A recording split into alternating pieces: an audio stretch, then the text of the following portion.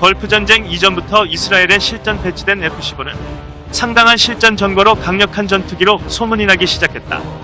많은 전문가들은 F-15K를 말하며 개량된 성능과 기술력에 감탄하고 있다. 미공군의 전투기였던 F-15E보다 뛰어난 성능을 만들어내고 있으며 아마도 5세대 전투기 이전 세대 전투기 중 최강의 것이다. 대전에서 평양까지 사거리 약 500km를 타격할 수 있는 F-15K는 우리나라 공군의 자랑일 것이다.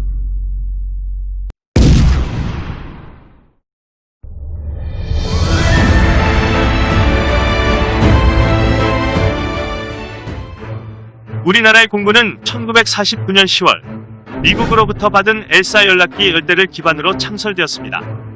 한국전쟁 당시 전투기 한 대 없는 미약한 공군력을 가지고 있었으나 현재는 약 400여 대의 군용기를 보유했을 만큼 강력한 공군력을 자랑하죠. 그러나 우리나라는 폭격기를 보유하지 못한 탓에 전투기에 폭탄을 많이 달고 임무를 수행하는 전술기는 절대적인 활용도를 보이고 있습니다. 대표적으로 F-4 팬텀기는 퇴역을 해야 할 만큼 오래되었으나 현장에서 묵묵히 날아오르고 있습니다. 또 하나의 폭장량을 자랑하는 F-5기도 약 50년이란 세월 동안 우리나라 영공을 지켜내고 있습니다. F-4기는 2024년 퇴역을 준비하고 있으며 F-5기는 2030년 퇴역할 계획입니다. 미국은 F-4 전투기와 F-111 아드바크 전투기를 대체하기 위해 차세대 전투기가 필요했죠.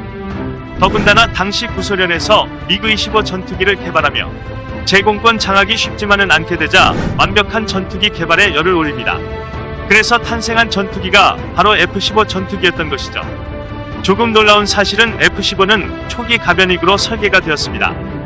F-111 전투기가 가변익이었기 때문에 이를 대체할 전투기로 F-15가 낙점된 것이죠. 당시는 가변익 전투기가 유행이었나 할 정도로 F-14도 개발되게 되죠. 하지만 가변익기의 특성 중 하나인 높은 유지비는 미국 정부도 꺼려했고 F-15는 가변익이 아닌 지금의 모습으로 탄생하게 됩니다. 큰 교훈으로 미국이 F-15 개발에 공을 들이게 한 전쟁이 베트남 전쟁이었습니다. 절대적인 공중전의 제왕이 되기 위해서는 철저한 공대공 공격 능력을 갖춘 전투기가 필요로 했고 이에 부합하는 모델이 F-15였던 것이죠. 1990년대 초반까지 F-15는 하늘의 절대 최강자로 자리하게 됩니다. 하지만 미국은 이런 절대 최강자를 자신들의 우방국이라 생각한 나라에만 수출을 합니다. 바로 이스라엘, 사우디아라비아 그리고 일본이죠. 일본은 우리나라보다 먼저 F-15를 수입하게 됩니다. 당시 일본이 수입한 F-15는 C형과 D형으로 현재는 매우 고형 모델이죠. 훗날 일본은 보유한 F-15 C형과 D형을 업그레이드하며 F-15J를 보유하게 됩니다. 하지만 기존의 F-15의 성능을 다운그레이드하여 면허를 취득하였고 그로 인해 성능은 매우 좋지 않습니다. 우리나라가 보유한 F-15K와는 상당한 성능 차이를 보이는 F-15J는 암울한 현실이기도 합니다. 일본에게 다행인 점은 F-35를 수입하며 대체할 수 있는 공군력을 확보했다는 정도입니다. 우리나라는 일본과 달리 애초부터 F-15K를 총 61대 도입하였고 전력에서 상당한 차이가 납니다. 그러나 불행하게 2006년과 2018년 각 한 대씩 추락하여 두 대는 손실된 상태입니다. F-15K의 전력을 살펴보면 보유 대수는 59대이며 무장사항으로 다양한 미사일을 장착하고 있으며 레이더는 1800km 떨어진 적기를 감지할 수 있죠.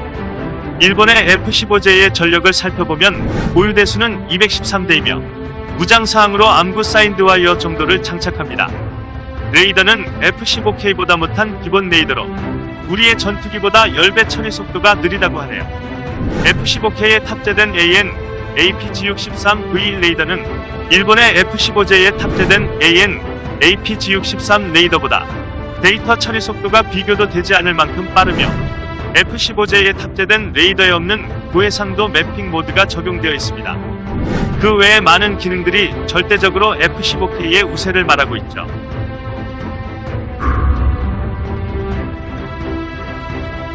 우리나라의 F-15K를 일본의 F-15J와 비교하는 것은 당장 현실적으로 맞지 않는다고 생각됩니다. 우리의 주적이 누구인지 알아야만 하기 때문인데 현재 우리나라 국군은 주변국을 경계는 하지만 부적으로 북한군을 조준하고 있습니다. 때문에 F-15K를 북한군의 주력기인 미그-21과 미그 29에게 비교해보는 게 좋을 듯합니다.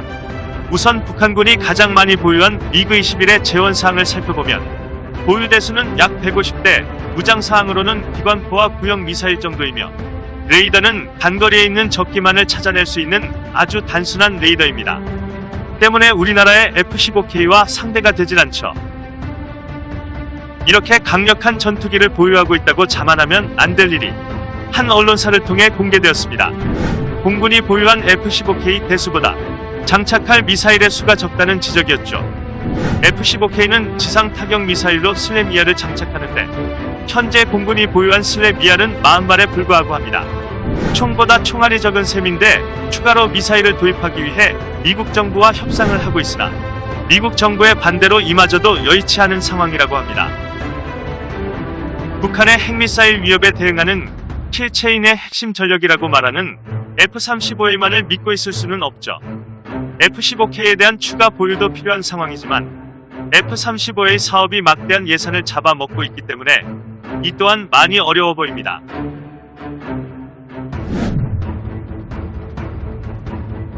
종합적으로 살펴보면 우리나라의 F-15K는 동북아시아의 최강 전투기임에 틀림이 없죠. 운용하는 능력에 따라 아무리 구형 전투기라 할지라도 그 효과는 큰 차이로 나타날 것이라 생각됩니다. 강력한 공군력을 가진 대한민국 공군을 기대합니다. 본 영상은 사회지식연구소에서 제작하였으며 구독과 좋아요 부탁드립니다.